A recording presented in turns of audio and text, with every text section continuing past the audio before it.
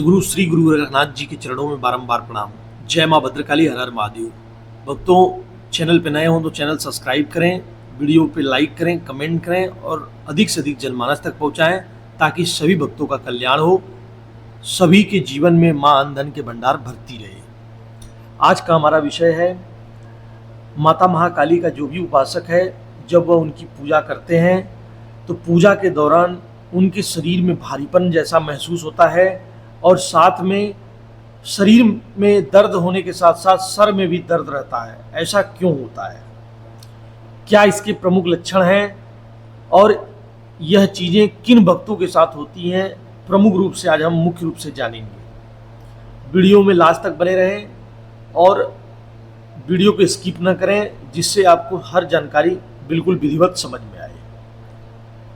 भक्तों, इस समस्त चराचर जगत की स्वामिनी माता महाकाली है और बाबा महाकाल है। जब भक्ति मार्ग में व्यक्ति आगे बढ़ता है तो जीवन में उसको नए नए अनुभवों की प्राप्ति होती है। जब व्यक्ति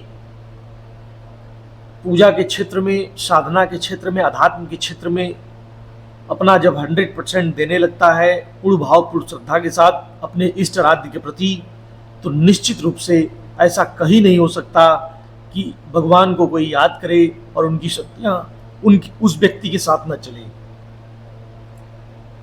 जब माता महाकाली का व्यक्ति ध्यान करता है, नित्य उनकी पूजा करता है और उनकी सेवा करता है, भोग प्रसाद देता है, तो पूजा के दौरान ऐसे अनुभव देखे जाते हैं कि व्यक्ति के शरीर में भारीपन जैसा महसूस होने लगता है, शरीर में जकड़न जैसा महसूस होता है और साथ में शरीर में उसके सर में दर्द होना शुरू हो जाता है। यह बहुत बड़े प्रमुख संकेत होते हैं माता महाकाली के भक्तों के साथ। यह इस बात के संकेत होते हैं कि निश्चित रूप से आपकी पूजा स्वीकार हो रही है। अगर व्यक्ति उस समय गुरुमुख नहीं है, जिस समय उसके साथ ये सारी लक्षण दिख रहे हैं, तो निश्चित रूप से माता महाकाली के ही श्री चरणों में उसे गुरु की अरदास लगानी चाहिए अथवा किसी उचित गुरु की तलाश करनी चाहिए जिससे वह गुरुमुख हो सके। माता की सवारी पूर्ण वेग में और वचन भरने वाली तभी आती है जब तक व्यक्ति दीक्षित नहीं होता। जब व्यक्ति दीक्षित नहीं होता है तो उसकी जो सवारी है, उसका जो वचन है, वह सारे वचन और सवारी कहीं न कहीं अनियंत्रित होती है और साथ में उसके सवारी के वचन झूठे हो जाते हैं। गुरु ज्ञान दिखाने वाला है, ज्ञान प्रदान करने वाला है, मार्ग दिखाने वाला है, तो निश्चित रूप से यदि व्यक्ति को उसके इसी जीवन काल में उचित सद्गुरु का मार्गदर्शन मिले तो निश्चित रूप से व्यक्ति अपने जीवन में उन ऊंचाइयों को छूता है जिन ऊंचाइयों को वह कल्पना नहीं कर सकता था। जीवन में उच्चतम शिखर को प्राप्त करता है। माता महाकाली कलयुग में इतनी सरलता से उनके साधकों के साथ उनकी शक्तियां चलने लगती हैं जो अन्य इष्ट आराध्य के प्रति वह समर्पण करने के बाद भी उनके साथ ऐसे अनुभव नहीं देखे जाते हैं। अर्थात माता महाकाली कलयुग की जागृत देवी है। आपका पूर्ण भाव पूर्ण श्रद्धा जैसे माँ के श्री चरणों में होता है, तुरंत शक्तियां चलने लगती हैं आपके साथ। व्यक्ति के दोनों बाहों में, दोनों कंधों में, कमर में और सर में मुख्य रूप से देखा जाता है कि व्यक्ति के हमेशा दर्द बना हुआ है और जो माता महाकाली के साधक हैं, जब वह पूजा करके उठेंगे तो उनका शरीर बहुत भारी रहेगा। उस समय उठा नहीं जाएगा, पैरों में जकड़न जैसी महसूस होगी, शरीर में दर्द रहता है, तो यह निश्चित रूप से आपका पूजा बिल्कुल सात्विक दिशा में है और आप सत्य की दिशा में चल रहे हैं।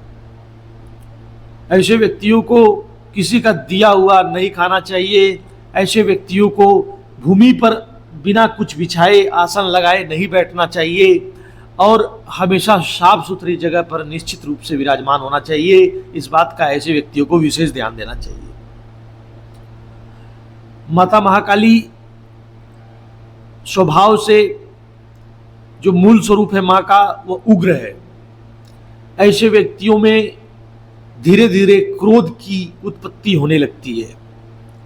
जो माता महाकाली के उपासक हैं निश्चित रूप से उनमें इतना वेग से क्रोध आता है, जितना वेग से व्यक्ति क्रोध करता है उतना ही वेग से व्यक्ति शांत भी हो जाता है। यह प्रमुख लक्षण माता महाकाली के भक्तों के साथ देखे जाते हैं। और जो सबसे बड़ा प्रमुख लक्षण है माता महाकाली के भक्तों के साथ वह यह है कि जब जब आप मंत्र का जाप करेंगे, माँ का आवाहन करेंगे, माँ का स्तुति करेंगे, माँ का आरती करेंगे, चालीसा करेंगे, भगवती का स्तोत्र का पाठ करेंगे, निश्चित रूप से आपको उस समय ऐसा महसूस होगा कि आपके पीछे कोई शक्ति जरूर खड़ी है। आपको ऐसा बार बार आभास होगा कि कोई आपको देख रहा है और आपके चेहरे पर कहीं न कहीं एक अलग सा तेज महसूस होने लगता है, आंखों में एक ज्वाला भरने लगती है और जीवन में उस व्यक्ति के शुरुआती दिनों में कार्य बिगड़ने लगते हैं, घर में लड़ाई झगड़े बढ़ जाते हैं। लेकिन वह परीक्षा की घड़ी होती है। जब जब व्यक्ति के साथ ऐसा हो तो उसे पूर्ण भाव पूर्ण श्रद्धा माँ पे रखना चाहिए, क्योंकि आप माँ को पूज रहे हैं, भगवती को पूज रहे हैं, संसार की स्वामिनी को पूज रहे हैं, आप उनकी आराधना कर रहे हैं। आप किसी प्रेत खबीज जिन जिन्नात और किसी हाकनी टाकनी साकनी को नहीं पूज रहे हैं। तो इसलिए आपके अंदर तनिक भी संदेह नहीं होना चाहिए कि मैं माँ को पूज रहा हूँ, मेरे साथ ऐसा क्यों हो रहा है।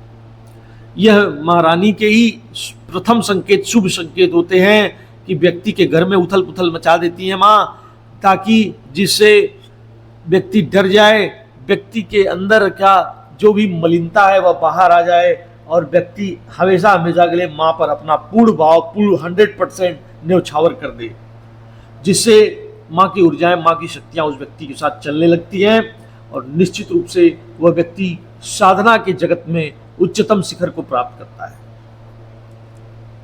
माता महाकाली अति शीघ्र प्रसन्न होने वाली है। माता मात्र 2 बतासे पे भी खुश हो सकती हैं अगर व्यक्ति के भाव में पूर्ण श्रद्धा है। माता महाकाली देखा जाता है कि जो भी उस साधक माता महाकाली को पूजते हो, निश्चित रूप से उन्हें कहीं न कहीं आवश्यकता है कि महाकाल को भी मना के रखें। बिना महाकाल के महाकाली नहीं चलती, इस बात को आपको ध्यान देना होगा भक्तों। महाकाल की साधना, महाकाल को हृदय में जरूर उनका स्थान आपके होना चाहिए, तभी निश्चित रूप से माता महाकाली की शक्तियाँ, जागृत शक्तियाँ आपके साथ चलेंगी। माता की योगिनी, जो योगिनियों का जो पहरा होता है, भगवती के जो गण हैं, भगवती के जो दूत हैं, निश्चित रूप से आपको अपना अनुभव कराते हैं और ऐसे व्यक्तियों पर कभी भी कोई नकारात्मक ऊर्जा हावी नहीं हो सकती। और व्यक्ति गुरुमुख हो और गुरु परंपरा से उसे गुरु दीक्षा मिली हो तो निश्चित रूप से ऐसे व्यक्ति का जीवन में यह कोई संयोक्ति नहीं होगा कहने में कि वह जीते जी स्वर्ग को प्राप्त कर लेता है। आशा करता हूँ वीडियो आपको पसंद आई होगी। कमेंट करें, लाइक करें, जनमानस तक अधिक से अधिक पहुँचाएं। जय माँ भद्रकाली, हर हर महादेव।